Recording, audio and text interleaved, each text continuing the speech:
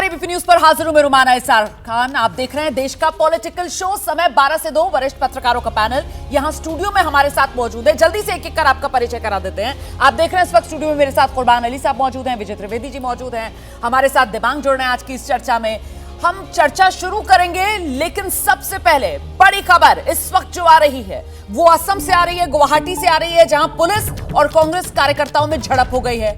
शहर में भारत जोड़ो न्याय यात्रा को रोकने पर कांग्रेस कार्यकर्ता भिड़ गए।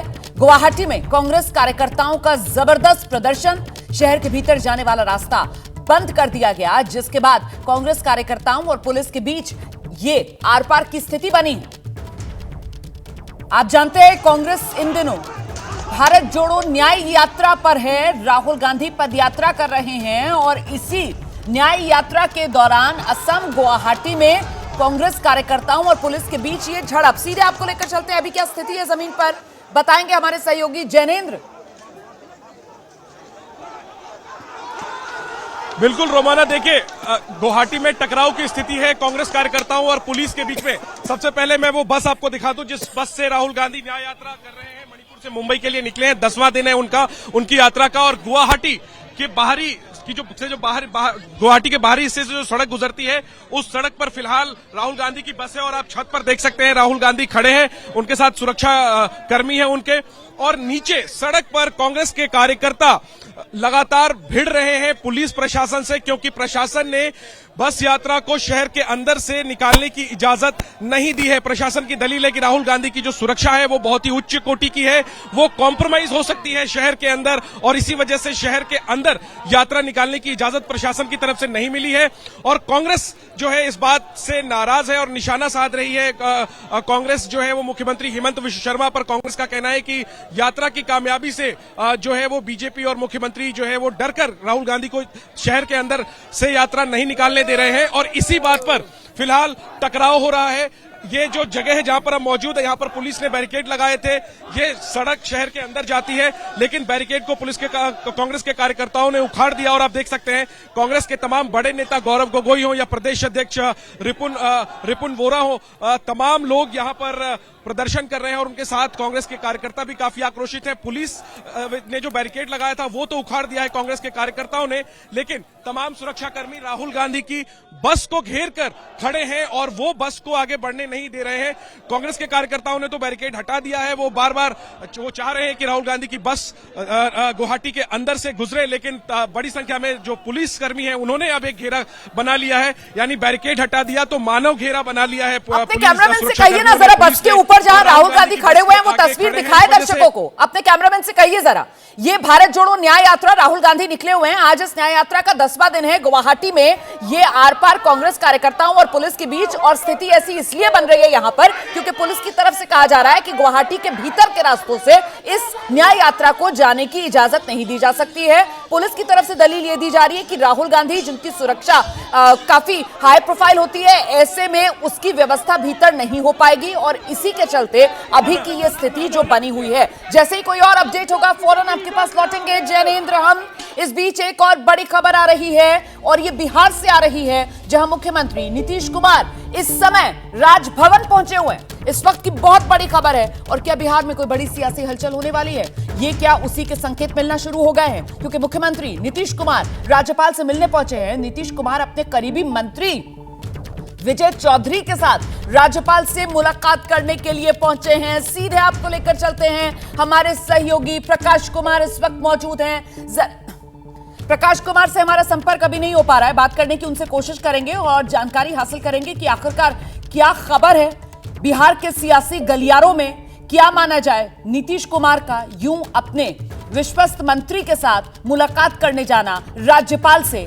क्या एक बार फिर बिहार की सियासत में कोई बड़ा उलटफेर होने की गुंजाइश, या फिर जो अटकलें लगाई जा रही थी कि बहुत मुमकिन है इस तरीके का कोई प्रस्ताव नीतीश सरकार की तरफ से दे दिया जाए कि वो सदन भंग करना चाहते हैं और जल्द चुनाव कराना चाहते हैं, तो आखिरकार नीतीश कुमार का राजभवन पहुंचना, राज्यपाल से मुलाकात करना, ये बिहार में सियासत में किस नई खबर का सूचक बनता हुआ नजर आ रहा है? जानने के लिए सीधे रुक करते हैं। प्रकाश कुमार अब हमारे साथ मौजूद है। प्रकाश, क्या जानकारी मिल रही है?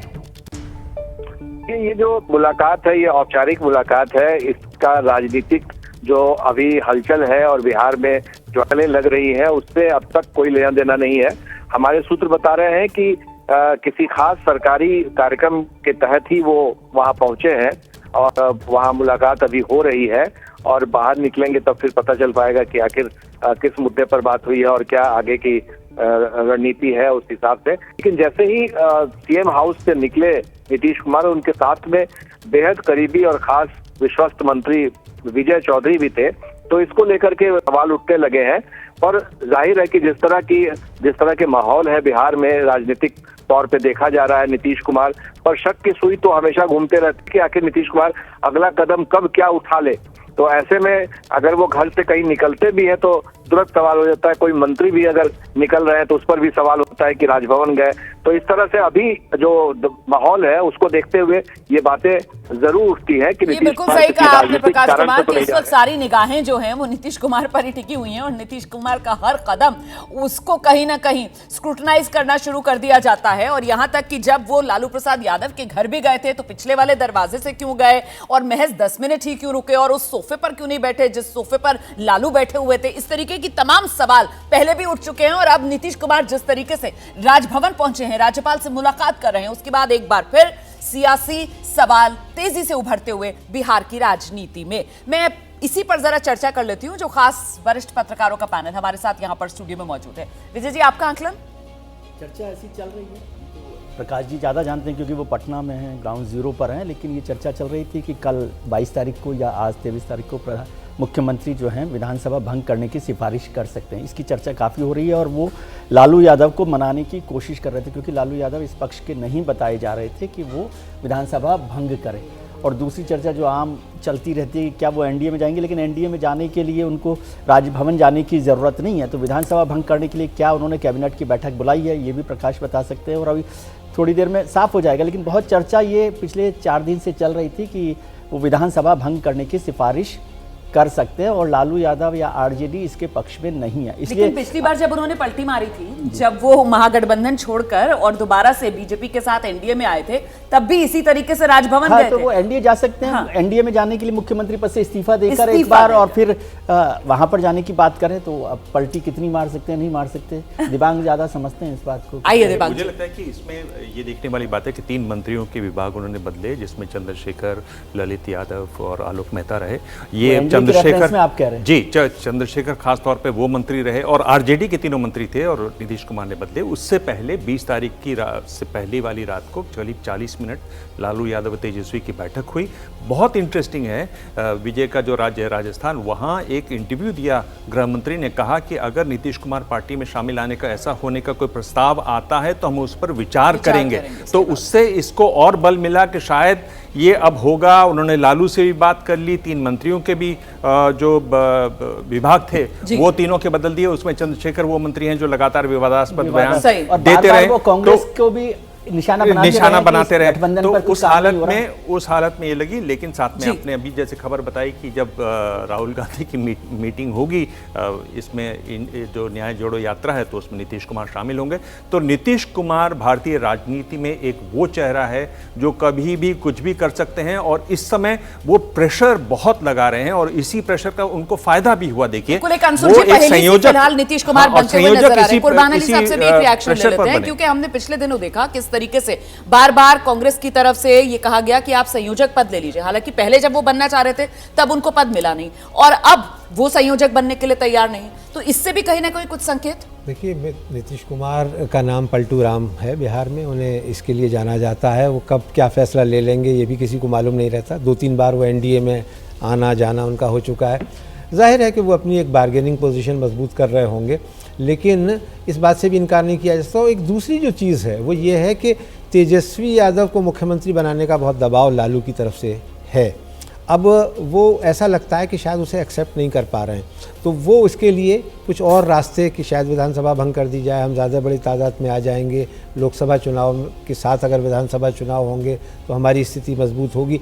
अब इसको कितना लालू यादव मानते हैं ये देखने वाली बात होगी। और दूसरे ये कि जब तक कैबिनेट की बैठक ना हो विधानसभा भंग होने की संभावना बहुत कम रहती है। ठीक है। इसका जिक्र मैंने भी किया कि कैबिनेट की बैठक की है उन्होंने या नहीं किया, वो भी कोई जानकारी नहीं होती कि कैबिनेट की बैठक कर सकते हैं, कोई उसके लिए बहुत बड़ा नहीं है। लेकिन ये भी संभावना हो सकती है, जिसको दिमाग में बड़े इशारे में खूबसूरती से कहा कि तीनों मंत्रियों के विभाग बदले गए, बंटवारा किया गया, आरजेडी के सारे मंत्री हैं।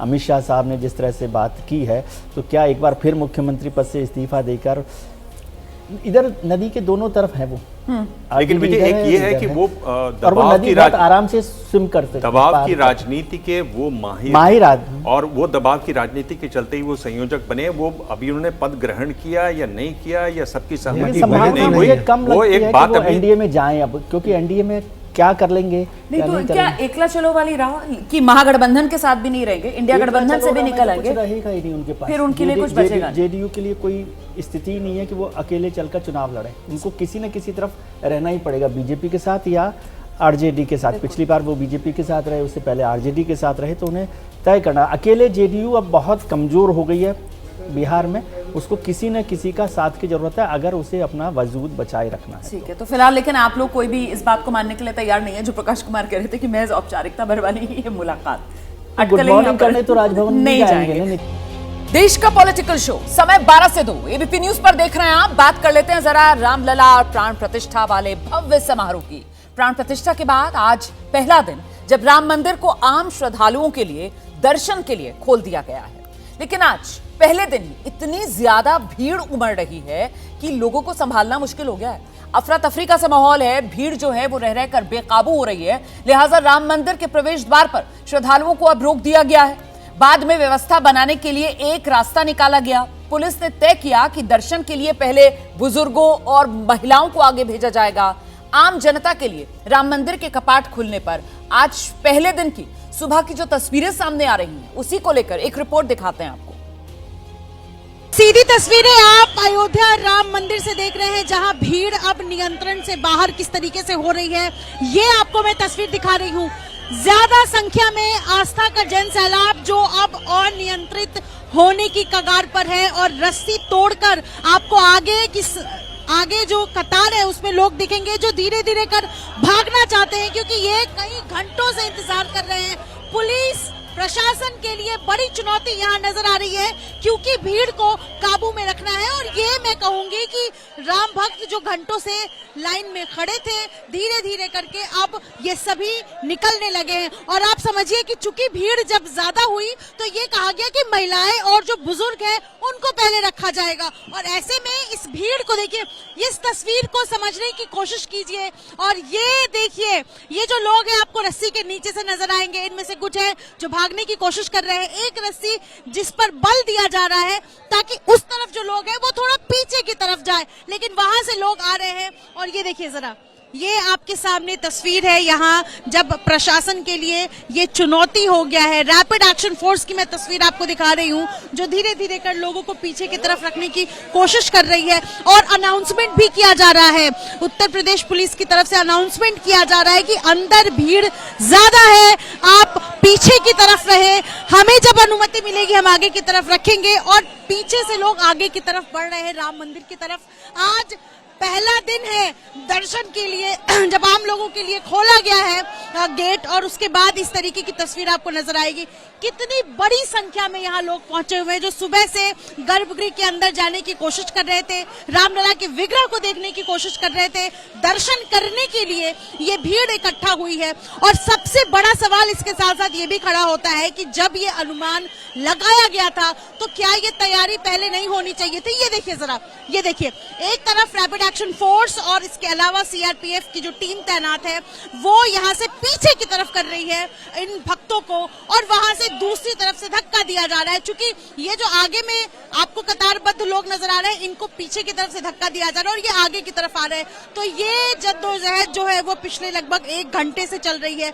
मुश्किल हो रहा है फिलहाल प्रशासन के लिए यहाँ पर भीड़ को नियंत्रित करना। अपने सहयोगी जितेंद्र के साथ निधि श्री, एबीपी न्यूज, अयोध्या। अयोध्या में नव्य दिव्य भव्य राम मंदिर को आम श्रद्धालुओं के लिए आज खोल दिया गया। पहला दिन आज, और दर्शन के लिए बढ़ती भीड़ की स्थिति अयोध्या में बनती हुई नजर आ रही है। इसी पर ADG Ayodhya range Piyush Mordia, ABP news संवाददाता मनोज्ञा लोईवाल ने खास बातचीत की है उनसे। पीयूष मोरडिया कह रहे हैं दर्शन के लिए किसी को रोका नहीं गया है, प्रशासन ये चाहता है कि सभी लोग आसानी के साथ दर्शन करें। सुनिए। पीयूष मोरडिया जी हमारे साथ हैं, एडीजी अयोध्या रेंज। इस समय क्या स्थिति है, क्योंकि भीड़ लगातार बढ़ती चली जा रही है? देखिए, इसमें कोई दो राय नहीं है कि प्राण प्रतिष्ठा के बाद लोग श्रद्धालु जन अलग अलग स्थानों से, प्रदेशों से यहाँ दर्शन के लिए आते हैं और हमारा पूरा प्रयास है कि सब लोग शांतिपूर्ण ढंग से दर्शन कर पाएँ। क्योंकि संख्या ज़्यादा है इसलिए तो लोगों को थोड़ा समय लग रहा है, पर मैं देख रहा हूँ कि सभी लोग सहयोग भी कर रहे हैं। संख्या तो चूँकि इस प्रकार की आती रहेगी, अंदर हम प्रयास करें कि जल्द से जल्द लोगों के दर्शन हो। आपके माध्यम से सभी से मेरा अनुरोध है कि जो है अनावश्यक परेशान न हो। हम लोग पूरे सभी लोगों के दर्शन धीरे धीरे कराएंगे, समय बेशक लगे पर दर्शन करके ही सब लोग जाएंगे। मंदिर को क्या अभी बंद किया गया है और आगे व्यवस्था क्या होगी? क्या ये प्रशासन की विफलता है क्योंकि भीड़ ज्यादा है? और मंदिर बंद नहीं है, आप चूंकि यहाँ खड़े हैं, आगे बहुत भीड़ है, उसको निकालने की दृष्टि से इन लोगों को यहाँ रोका गया और अलग होल्डिंग एरियाज बनाए गए जिससे कि आगे जाकर अनावश्यक किसी को परेशानी ना हो, यहाँ ज़्यादा देर तक रुकना पड़े। प्रशासन की विफलता देखते हैं इसको क्या, कि भीड़ ज्यादा है जो लोगों के मन में श्रद्धा का होना आप प्रशासन की विफलता कैसे कह सकते हैं? लोग इतनी संख्या में आना चाहते हैं दर्शन के लिए और हम चाहते हैं, जानते हैं, मानते हैं कि लोगों को अपनी श्रद्धालु लोगों को भगवान के दर्शन करने का, मंदिर में आने का पूरा अधिकार है। परंतु साथ ही मैं बताना चाहता हूं कि चूंकि संख्या ज़्यादा है, लोगों के मन में भावना है और लोग आ रहे हैं और उनकी भावना को कम करने का तो हमारा कोई प्रयास नहीं हो सकता। हम चाहते हैं कि वे आएँ, अच्छे सुविधाजनक तरीके से दर्शन करें। पहला दिन है प्राण प्रतिष्ठा के बाद का, तो स्वाभाविक है कि लोग अपने उत्साह में ज्यादा संख्या में। और आइए सीधे आपको अयोध्या लेकर चलते हैं। हमारे सहयोगी अभिषेक उपाध्याय इस वक्त मौजूद है, जरा जानते हैं अभिषेक से इस समय की स्थिति क्या है। अभिषेक,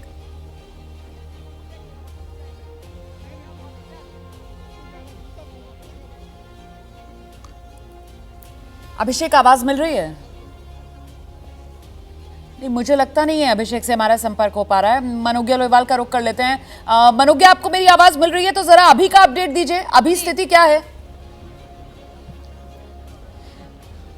रोमान, आपकी आवाज आ रही है और मैं आपको बता दूं कि इस समय स्थिति पहले से थोड़ी बेहतर दिख रही है, क्योंकि जो पुलिस है उसने गैप मैनेजमेंट कर दिया है। यानी कि एक गैप और दूसरे गैप के बीच में, एक बैरिकेड और दूसरे बैरिकेड के बीच में करीब 100 मीटर की दूरी, जिसको रोकने के लिए यहाँ पर कई भक्तों को कह दिया है कि वो बैठ जाएं, उनको जितनी समस्या है वो थोड़ी देर बैठेंगे तो कम से कम थोड़ी राहत होगी, क्योंकि ठंड जितनी है अब कम से कम थोड़ी सी सुनहरी धूप हो रही है। हालांकि यहाँ इंतजार की घड़ियां कब खत्म होंगी नहीं पता। कई भक्त ऐसे हैं जो 200 मीटर तो चल कर एक गैप पे पार कर रहे हैं, लेकिन 3 या 4 घंटे से इंतजार कर रहे हैं। अब आपको दूसरी तस्वीर दिखाती हूँ कि किस तरह से साइड में लोग थक हार कर बैठे हुए हैं। ये एक सुविधा ये हो गई है कि अब ये गैप मैनेजमेंट की वजह से जहां यहाँ रोका है, अब इसके बाद अगली बैरिकेड पर छोड़ेंगे और ऐसा करते करते आपको मंदिर तक करीब 5 बैरिकेड मिलेंगे। इन 5 बैरिकेड से गुजरते हुए आप मंदिर तक पहुंच जाएंगे और दर्शन कर पाएंगे। हालांकि भीड़ नहीं है, एक और थमने का नाम नहीं ले रही है भीड़। एक और हनुमानगढ़ी है, हनुमानगढ़ी से आने वाले भक्त हैं, दूसरी ओर यहाँ पर राम जन्मभूमि पथ से आने वाले भक्त हैं। और उसके बाद तैनाती पुलिस और सुरक्षा व्यवस्था की और ज्यादा कर दी गई है। सीआरपीएफ है, एसएसबी है, स्टेट रैपिड एक्शन है, खुद एडीजी यहाँ पर लगातार मॉनिटरिंग कर रहे हैं। एडीजी पीयूष मोरडिया ने हमें बताया कि ये प्रशासनिक विफलता नहीं है, लेकिन भीड़ जितनी है उसे करीब 1 लाख लोग तो अभी रामपथ पर इंतजार कर रहे हैं और ये संख्या बढ़ती चली जाएगी, क्योंकि ये भक्ति का सैलाब है और इसे ठीक उसी तरह से हैंडल भी किया जा रहा है। अब आप दूसरी बात समझिए कि रस्सी से रोका तो जा रहा है, भक्त यहाँ पर बैठ भी रहे हैं, रुक भी रहे हैं, क्योंकि उन्हें बार बार पुलिस अनाउंसमेंट करके बता रही है कि आप इंतजार करिए, हम आपको मौका देंगे। और हम इसलिए रोक रहे हैं कि आपको अंदर जाकर बेहतर और अच्छे दर्शन मिले। ये कहा जा रहा है, ये व्यवस्था की जा रही है, जो थक जा रहे हैं वो बैठ जा रहे हैं। पर दिलचस्प बात तो ये है कि राम भक्तों को से अगर आप उनसे पूछे तो अधिकतर ये कहते हैं कि दिक्कत बहुत ज्यादा नहीं है, 500 वर्ष इंतजार किया है, थोड़ा और कर लेंगे, लेकिन प्रशासन पर सवाल खड़ा करना लाजमी है। बिल्कुल, मैं जरा जल्दी से अब अभिषेक का रुख कर लेती हूँ। अभिषेक, अगर मुझे सुन पा रहे हैं तो आप मंदिर परिसर में किस हिस्से की तरफ खड़े हुए हैं और वहां पर अभी क्या स्थिति है, जरा बताइए। बिल्कुल, देखिए अभी स्थिति ये दोबारा मैं एग्जैक्टली जो अमावा राम मंदिर है, देखिए उसके इधर नज़दीक खड़ा हूँ और यहाँ पर आपको जो श्रद्धालु हैं उनकी भीड़ दिखाई देगी। अंदर की एक लेयर ओपन की गई, उसके बाद श्रद्धालु यहाँ पर आए हुए हैं और अभी इंतज़ार कर रहे हैं कि इसके बाद जब दर्शन का प्रक्रिया शुरू होगी तो वो अंदर उसके एंटर कर सकें। लेकिन संख्या इतनी ज़्यादा है कि उसको संभालना, और देखिए यहाँ पर महिलाएं बैठी हुई हैं, ये सब प्रतीक्षा में हैं। ऐसे बहुत सारे लोग हमको मिले रोमाना जो कि अंदर गए और उनका दर्शन नहीं हो पाए, इतनी ज़्यादा भीड़ थी यहाँ पर। लोग एक ये जो लाइन की कतार आपको दिख रही है, ये कतार लंबी हुई है, पहले इतना लंबी नहीं थी, चूंकि एक लेयर और ओपन की गई है, लोग अंदर गए हैं। और उसके बाद भी अभी यहाँ पर ये बहुत बड़ा चैलेंज हो गया है कि इनको दर्शन कराना, दर्शन कराने के बाद सकुशल बाहर निकालना। पैरामिलिट्री या फोर्सेज की संख्या बढ़ाई गई है, कुछ यूपी पुलिस की जो दस्ते हैं वो यहाँ पर और आए हैं, पैरामिलिट्री फोर्सेज भी आई है। कोशिश की जा रही है कि लोग लाइन, फिर से दिक्कत आ गई है। तो कुल मिलाकर अभी वहां पर हालात जो है वो काबू में कर लिए गए हैं। कुछ देर पहले तक बहुत भीड़ वाली स्थिति बनी हुई थी, वहां पर भगदड़ की सी स्थिति बनी हुई थी, लेकिन अभी पूरी तरीके से हालात कंट्रोल में हैं। देखिए, आस्था का जन सैलाब है, लेकिन कहीं ना कहीं व्यवस्था को लेकर सवाल जरूर है। और अब इस वक्त की बड़ी खबर आपको बताते हैं। प्राण प्रतिष्ठा समारोह पर आरजेडी के नेता हैं तेज प्रताप यादव, उन्होंने ट्वीट किया है, वो कह रहे हैं राम नहीं आ रहे, चुनाव आ रहे हैं। तो राजनीति जो है वो थमने का नाम नहीं ले रही। अयोध्या दिव्य भव्य नव्य राम मंदिर को लेकर एक तरफ जहां बीजेपी की तरफ से कहा जा रहा है राम आ गए हैं, वहीं सियासी हमला तेज प्रताप यादव की तरफ से किया गया है कि चुनाव आ रहे हैं। और ऐसे में अब जिस मुद्दे को लेकर हम यहां पर चर्चा करेंगे वो सवाल आपके सामने ले आते हैं। जरा जल्दी से सवाल डालिए सामने। 24 में सिर्फ राम मंदिर, एजेंडा लाउड एंड क्लियर है विजय जी? क्लियर है इसमें। देखिए, राम मंदिर का जो निर्माण और प्राण प्रतिष्ठा का कार्यक्रम है वो भारतीय जनता पार्टी का एजेंडा तो हमेशा से ही रहा है। और जिस तरह से कल का कार्यक्रम हुआ और आज आप भीड़ देख रहे हैं, तो वो केवल बीजेपी वोटर्स की भीड़ नहीं है, राम भक्तों की या राम में जो आस्था लोग रखते हैं उनकी भीड़ है। लेकिन उसको ये इनकार करना या इग्नोर करना कि वो बीजेपी को वोट नहीं करेंगे उसमें से काफ़ी लोग, उसको आपको समझने की ज़रूरत है। वो अपने आप ही चुनाव का एजेंडा उनके साथ हो जाएगा। और ख़ास तौर से जब विपक्ष ने भी, बहुत सारी पार्टीज ने उस प्राण प्रतिष्ठा समारोह में शामिल नहीं होकर भी उसे एक पॉलिटिकल एजेंडा बना दिया।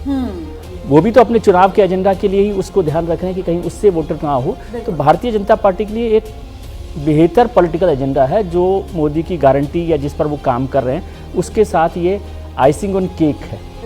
राम मंदिर 24 चुनाव के लिए एजेंडा बना, ये विपक्ष की विफलता आप मानते हैं? बनता हुआ नजर आ रहा है ये विपक्ष की विफलता? विपक्ष की विफलता, क्योंकि जैसा विजय ने कहा अभी कि बीजेपी ने तो सन 89 में प्रस्ताव पारित करके पालमपुर से अपने एजेंडा बनाया है, उसको इनकेश कराया है, उन्होंने कई बार कराया, लेकिन 24 में हो पाएगा कि नहीं ये एक बड़ा सवाल है। क्योंकि हमने देखा कि 92 में बाबरी मस्जिद गिराने के बाद 1 साल बाद चुनाव हुए और बीजेपी साफ हो गई।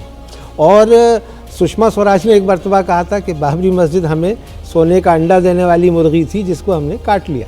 तो अब यही तय होना है 2024 में कि क्या बीजेपी का जो एजेंडा है वो एक थियोक्रेटिक स्टेट की तरफ वो अप्रूव हो पाएगा या नहीं हो पाएगा। तो आप पूरी तरीके से सहमत नहीं है कि 24 के लिए राम मंदिर एजेंडा बनेगा या नहीं?